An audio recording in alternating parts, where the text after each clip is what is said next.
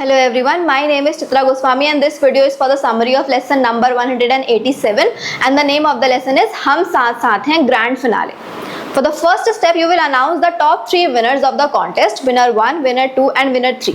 You will encourage them to share their experiences. Then you will inform the class that the final contest starts today and concludes on lesson 220. Now that the facilitator knows the class very well, with the facilitator's understanding of the class, buddy pairs will be assigned and you will emphasize the importance of punctuality in this last contest. Remind everyone that it's not just crucial for FEA but it will also impact their lives thereafter. You will encourage them to strive for excellence in this opportunity to build a habit of punctuality. The next part of the lesson is practice time, and the objectives of this lesson are the students will become comfortable in giving presentations and students will practice creating a spreadsheet on Excel and communicate the challenges with their peers. First step is English practice time, and you will write vocabulary words down on strips of paper, then fold them in half and place them in a container. One at a time, students will come to the front of the class and pick up 3 or 4 strips of paper out of the bowl. They must then tell a short imaginary story that includes the words they have chosen. You will encourage every student to present it for minimum of 30 to 40 seconds, and words to be written on the strips of paper are forest, night, magic book, knife, handkerchief, rain, train, family, park, friend, etc. For the second step, you will instruct the class that they will create a spreadsheet on Excel as given in the SRB. Get started and move around and help the students as required. You will ask the pair to help one another and the conversation between them should be in English.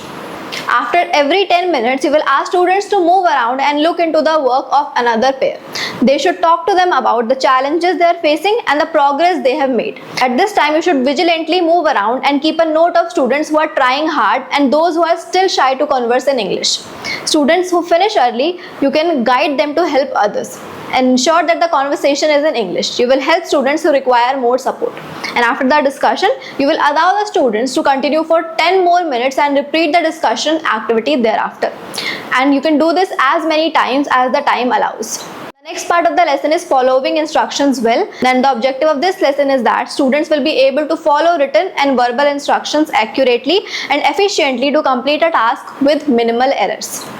For the first step, you are going to introduce the topic. Following instructions well affects success in your studies, workplace and life.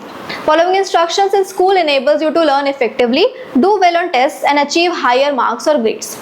In the workplace, understanding and taking instructions is essential for being an effective worker and taking on more workplace responsibilities.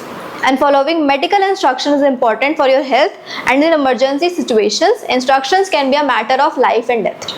And then you will ask the students one question. The question is, what are other contexts or situations where you need to follow instructions? For the second step, you will tell that following instructions well is much more than carefully reading or listening to verbal instructions. You will ask students what are the steps involved when they are trying to follow instructions, and you will guide them to understand that this is actually a complex process that involves language, mental flexibility, attention to details, listening skills, analysis and expression. You will emphasize to students that following instructions well is something that needs to be learned. You can suggest that students write this down in their notebooks to emphasize that this is a learned skill that can be improved over time. For the third step, you will guide students through part C of their SRB, which focuses on 3 aspects of following instructions well. After discussing active listening, you will complete the Simon Says activity with the students. And you will ask all students to stand up, and the facilitator also stands at the front of the class. You will tell the students that now you will tell them to do an action and they should copy the action, but only when you say Simon Says. If you don't say Simon Says, they should not do the action even if you are doing it. To start the game, you can say Simon Says clap your hands and clap your hands at the same time.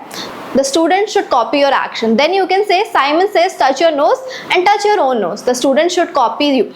Then you can say touch your knees and touch your own knees. The student should not copy this action because you did not say Simon Says. You can repeat this game several times with difficult actions, and students will practice their ability to actively listen to the instructions.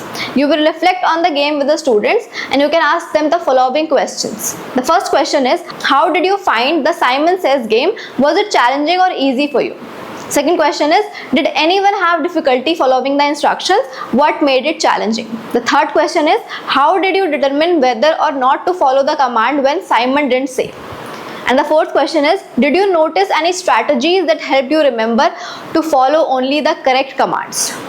In the learn a recipe activity, you can divide students into pairs. One partner will describe how to make his or her favorite dish. The other partner should listen carefully to the steps and write them down in the notebook. If they like, they can try making the recipe at home. Then the students should switch roles. After the activity, you can ask the students, how do you think this activity relates to the skill of active listening, and would you be able to make the recipe if you did not write down the steps and ingredients?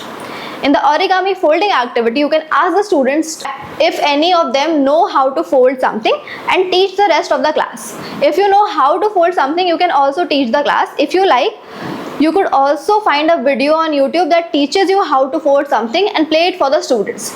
Everyone will practice following the instructions, asking questions when necessary and checking if they have folded correctly or not. After the activity, you can reflect with the students by asking the following questions from the students. The first question is, when you were folding your creation, did you need to stop to check and make sure you were folding it correctly? Did you need to ask questions or replay the video? The second question is, how does the transformation of a simple piece of paper into a more complex structure relate to personal growth or development? And what role did concentration and focus play in successfully following the instructions? For the fourth step, you are going to complete part D with the students by reading and discussing the list of steps for the following instructions well. After discussing the list, students can practice applying the steps in a role play. One student will be the manager and the other will be the employee. In front of the class, the manager will give the employee a list of tasks to complete in the classroom. Some examples are given in the lesson. The employee should follow the steps listed and complete the task. The other student should observe and give the employee feedback if he misses a step. Did the employee look at the manager while getting instructions, or did they take notes of the instructions? Did they ask questions to clarify, and did they let the manager know after they finished the tasks? For the fifth step in part E, students will check their understanding by applying what they have learned to 3 different scenarios. Students can read and discuss each scenario in small groups or pairs and discuss what should be done differently in each situation. You can check students' understanding by asking what strategies do you use to minimize distractions and stay focused on the speaker. Lastly, you are going to acknowledge the students for what they did well during the session, and you will conduct the pledge. Thank you so much.